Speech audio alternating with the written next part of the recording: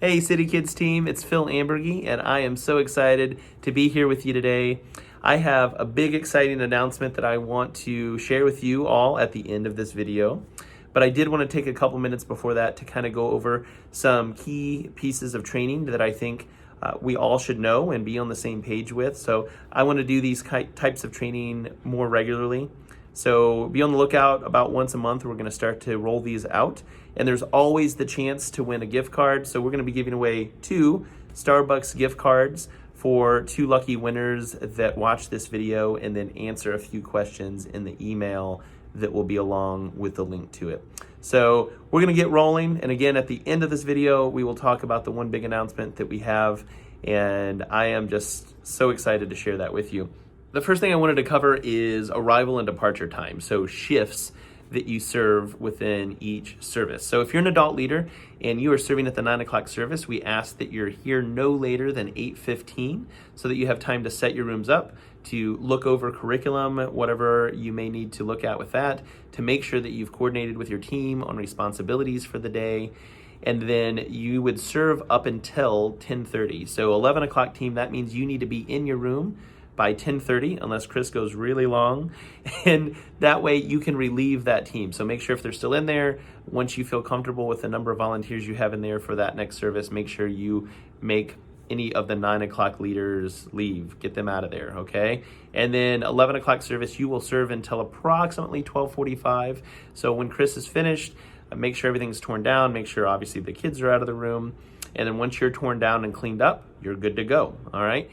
So if you are a teen leader, teen leaders need to be there 15 minutes before service, okay? I understand some parents have a hard time if they're not serving too, getting there 45 minutes before service, or 30 minutes before service. So make sure that you're there 15 minutes before. So teens, if you're serving at 9, you need to be there at 8:45. If you're serving at 11, you need to be there by 10:45. And it is expected that after service, you do help clean up. So don't, as soon as service is over, don't just run out of there, all right? Make sure that you're still helping. There's still kids in the room. Make sure that you're helping tear down and get everything reset for the next service. Making sure that you adhere to those schedules, those shifts, is super important. It's super important, not just for you, but for the other leaders in your room, to make sure that everybody has the help that they need. It's important to the kids to make sure that you're able to communicate the gospel properly by looking over your curriculum, having time to talk that through. It helps with safety by being able to have time to coordinate things with other leaders.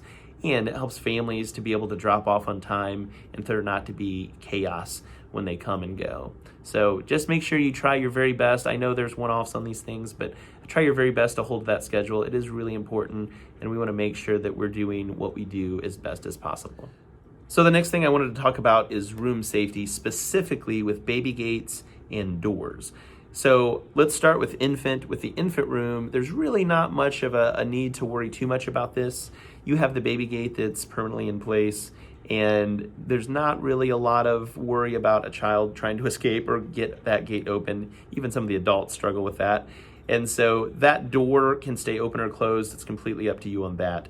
But toddlers really, a toddler and up is really where I want to focus. So the toddler room, the baby gate sometimes can be placed on the inside of the door. And when it's placed on the inside, the door itself can't close. So I want to show you just a picture of what it looks like to have it on the outside and the inside. Make sure it's on the outside, and you'll have to have it tight because it's a little easier to push down from out there. But that way we can close the door as well for added security. So here's just a photo of what that looks like on the appropriate way on the outside.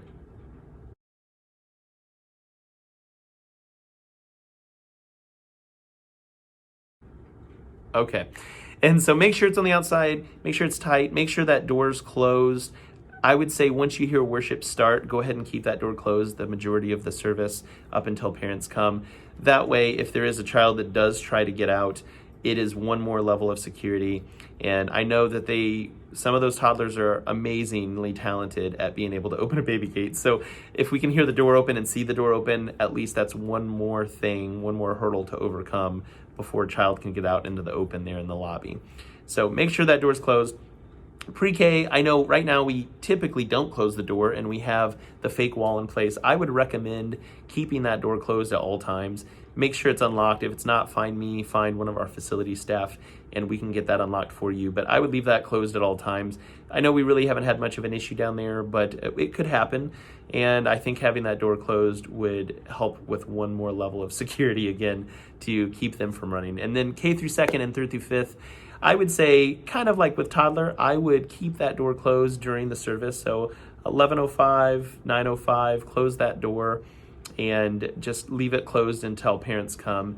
We've had a little bit of an uptick in special needs children coming through, and I think with some of them, they have had a hard time not wandering around, like outside of the classroom. And we've not really had any major issues, but I want to make sure everyone's safe, everyone is being able to be accounted for. And I know with so many kids in rooms, that becomes harder and harder. So just keep those doors closed, guys. And again, if any of them are locked where you can't open them from the outside, let me know and we'll make sure that we get those unlocked, okay? All right, next we're talking potty breaks. Ooh, exciting stuff, right? So potty breaks is not something I've addressed much, and I apologize for that. It is something that's really important, and I want to make sure we're all on the same page. Now, the guidelines that I'm going to give you may change slightly depending on the room as well as how many leaders. I understand sometimes we have leaders that are sick or the room is less staffed than it should be that morning, and so we may have to call some audibles at times, but in general, this is the guideline, okay? So what we're looking for is always 2 leaders with a potty break, always 2 leaders. One of them has to be an adult, the other one can be a teen or another adult. But toddler room, when you go on a potty break, you will take 2 leaders. I would always recommend taking one gender at a time. That way you don't have to deal with 2 separate bathrooms. You can focus all on one, or you can send them both to both the boys and the girls. So what you'll do is toddler, you'll use the bathroom in the basement. We should never, ever, no matter which room it is, use the main bathroom or water fountains outside of the auditorium, all right? There are other water fountains, and I will explain to you where those are here in just a second, but we should never use that main hallway. So you will go down to where the pre-K is, toddler room. All right, toddler room will go down there. You will use those restrooms down there. If you don't know where those are, in just a second, I will show you a quick video of where those are. And there's also water fountains down there. So if you really, I don't typically do water breaks a lot. I'm pretty hardcore, I guess. But if you are super nice and you want to do a water break, make sure to use those water fountains, toddler room, okay? But you also have the pitcher in the room with water that you can use. So that is where you'll go. Once you've taken the one gender, you'll bring them back up, take the other gender back down, and use the potty again, all right? So 2 liters, that'll still leave, hopefully, if everybody's there, at least 3 liters in your room. Pre-K, that's simple. You have a bathroom right outside of your room and water fountain. So I'm not gonna address that a lot. I would kind of say the same thing. I would take 2 liters, leave 1 adult in the room. Make sure there's always at least 1 adult in the room with the remaining kids. The other adult, as well as the other leader, will go out and help with the potty breaks in the restrooms right there. Kindergarten through 2nd and 3rd through 5th. I am gonna show you a video. Our offices have now moved to the basement inside the main door. And down in that basement, there are restrooms. They're nice restrooms, and there's also water fountains. So those are now the restrooms and the water fountain that you will use if needed, okay? And again, I'm gonna show you a video of where that is as well. If you have any questions, let me know on that. I think that is everything with the restroom breaks. The biggest thing is making sure that we're not using that main restroom, and also some of these kids are gonna need some help. I know that's hard and it's a little awkward at times, but they may need some help using the restroom. I am gonna try to get some extra stools as well, some step stools for the restrooms that we do have to make sure that we have that to aid you. If there's anything else I can do or clarify in a future training or via email, anything with that, let me know. This isn't all exhaustive. I may have missed something. So, all right, potty breaks.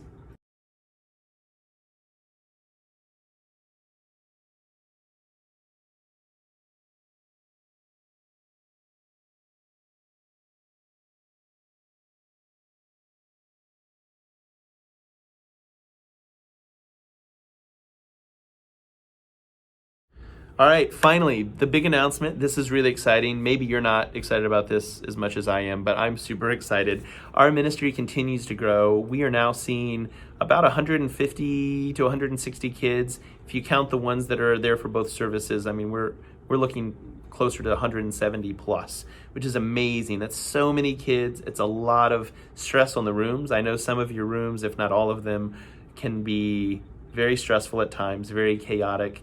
I think it's getting harder to communicate the gospel message because of the numbers. And so one of the things that we've been working on is adding 2 more kids rooms, and that is happening. It is official. We are going to have 2 more kids rooms, which I'm very excited about, which will spread us all out a little further. So we're still figuring some of those details out. So it may occur at the beginning of November. It may be the beginning of December, but no matter what, I want to have this in place before Christmas comes. So at the very latest, December will be the start date on these, but I'm still working out a few things, but we are going to have a younger one, so it'll split out infant, toddler, and pre-K a little further. All right, so all the rooms will decrease some, and that new toddler room is going to be in the basement inside the main door, not the pre-K basement, but the other basement. They're not connected. It's weird. And there's restrooms right outside, so that'll be like the older toddlers that potty train. And so there'll be restrooms right there, water fountains, so it'll make it really simple. So the toddler room really won't have, the real toddler room upstairs, really won't have to do potty breaks much anymore, which will be convenient. And then the other class is now gonna be K through first, second through third, and 4th through 5th. And so there'll be 3 elementary classes, which will spread all of those students out further as well. And so we'll be using the lab in the middle between the 2 elementary rooms. There's one right in the middle, that big one with a bunch of desks. So that will become the 4th through 5th grade room at some point here. But we still have some purchases to make, still have some logistics to figure out, and some contract stuff with the summit. But all of that is coming. I'm excited. I hope that'll make it easier for you all to do what you do best, and to love these kids and to share the gospel with these kids. And it'll hopefully make your Sundays way less stressful. So that's really all I had for you. Thank you again for what you do. I appreciate you so, so much. You are an amazing team. It is a blessing to work with you.